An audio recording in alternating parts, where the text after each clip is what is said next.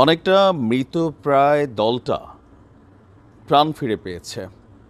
একদম ব্যান্ড হওয়া থেকে শুরু করে নতুন করে ক্ষমতায় যাবার স্বপ্ন দেখছে। কথা বলছি আমরা বাংলাদেশ জামাত ইসলামকে নিয়ে।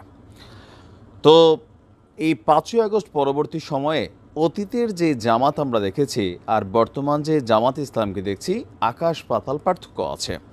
অনেক এথিক্স তারা ভেঙেছে, এগুলো পজিটিভ যেগুলো তারা করছে। ইভেন এই গত ৬ মাসে বাংলাদেশের বিভিন্ন জায়গায় যে বিচ্ছিন্ন ঘটনাগুলো চলছে বিভিন্ন রাজনৈতিক দলের, সেইখানে জামাতের ইস্যুটা তুলনামূলক অনেকটাই কম। সব কিছু মিলিয়ে একটা পজিটিভ ফিডব্যাক কিন্তু জামাতের তৈরি হয়েছিল।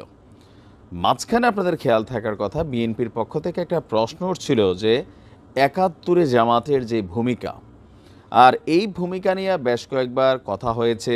আমাদের জামাতের আমির তিনিও একটা পাল্টা চ্যালেঞ্জ ছড়িয়ে দিয়েছিলেন। তো এই সকল কিছুর মধ্যে আমরা দেখেছিলাম জামাত বলছিল তারাই খাঁটি দেশপ্রেমিক, এমনকি স্বাধীনতা যুদ্ধে জামাতের অবস্থান নিয়ে তারা পজিটিভ কথাই বলেছেন। কিন্তু হুট করে আপনার শিবিরের একটা প্রকাশনা, ছাত্র শিবিরের যে দলীয় মাসিক প্রকাশনা ছাত্র সংবাদ, এখানে একটা প্রতিবেদন প্রকাশ হয়েছে। এই প্রতিবেদনটা নিয়ে তোলপাড় অলরেডি। এটা নিয়ে ছাত্রদল তারা তাদের নিন্দা প্রকাশ করেছে, মুক্তিযোদ্ধা সংসদ থেকেও এটা নিয়ে নিন্দা প্রকাশ করা হয়েছে। ইভেন সব কিছু মিলিয়ে জামাতের অর্জনকে মোটামুটি নেগেটিভ একটা অবস্থানে নিয়ে গেছে জাস্ট একটা প্রতিবেদনটা কি আমরা যদি একটু দেখি, তথ্যসূত্র অনুযায়ী ছাত্র সংবাদ ডিসেম্বর সংখ্যায় বীর মুক্তিযোদ্ধাদের প্রতি অবমাননাকর একটা বক্তব্যের ইস্যু উঠে এসেছে।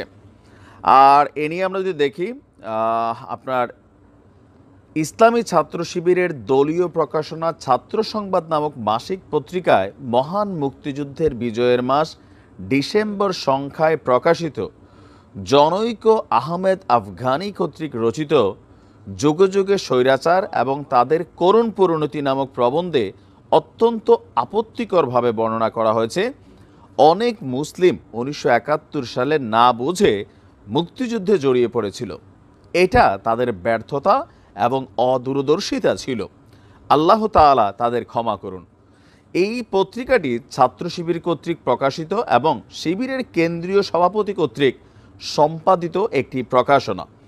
তো স্বাধীনতার দীর্ঘ ৫০ বছর পরে এসেও নিজেদের দলীয় প্রকাশনায় মুক্তিযুদ্ধে এবং বাংলাদেশের যে মুক্তিযুদ্ধ, এটা নিয়ে যে এই নিবন্ধনটা আসছে আপনার ছাত্রদল থেকে যে প্রতিবাদ করা হয়েছে, আমরা দেখছি যে ভুল এবং অদূরদর্শিতা হিসেবে প্রচার করা এবং পাপ কাজ করে মনে করে ক্ষমা প্রার্থনা করা এটি গর্হিত এবং ন্যাক্কারজনক ঘটনা। আপনার ছাত্রদলের যে প্রতিবাদ আমরা সেখানে দেখছি যে বলা হচ্ছে মহান স্বাধীনতা যুদ্ধ বেসিক্যালি কোনো ধর্মযুদ্ধ ছিল না, এটি ছিল অত্যাচারী জালিম দখলদার পাকিস্তানের বিরুদ্ধে একটা যুদ্ধ। তো এখানে তারা লম্বা চূড়া একটা বক্তব্য দিয়েছে, প্রতিবাদ করেছে।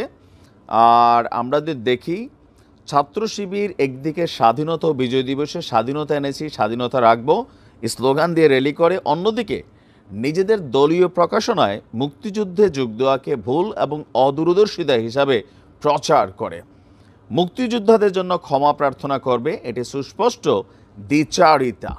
এই দ্বিচারিতার ফলে প্রকাশিত হয় বা প্রমাণিত হয় যে তারা মুক্তিযুদ্ধের পক্ষে অবস্থান গ্রহণ করার কৌশল করলেও ভেতরে ছাত্র শিবিরের পূর্বসূরি ছাত্র সংঘের মতন মুক্তিযুদ্ধের বিপক্ষেই ইসলামী ছাত্র শিবির মনোভাব ধারণ করে। লেখকের ব্যক্তিগত অভিমত বলে ছাত্র শিবির তাদের দলীয় প্রকাশনার মাধ্যমে স্বাধীনতা বিরোধী ন্যারেটিভ এটা তারা প্রচার করছে। ছাত্র শিবির যদি এই ন্যাক্কারজনক মুক্তিযুদ্ধ বিরোধী বয়ানকে নিজেদের দলীয় প্রকাশনা থেকে প্রত্যাহারপূর্বক জাতির কাছে ক্ষমা প্রার্থনা না করে, তাহলে স্বাধীন বাংলাদেশ রাষ্ট্রের প্রতি ছাত্র শিবিরের আনুগত্য নিয়ে প্রশ্ন উঠবে।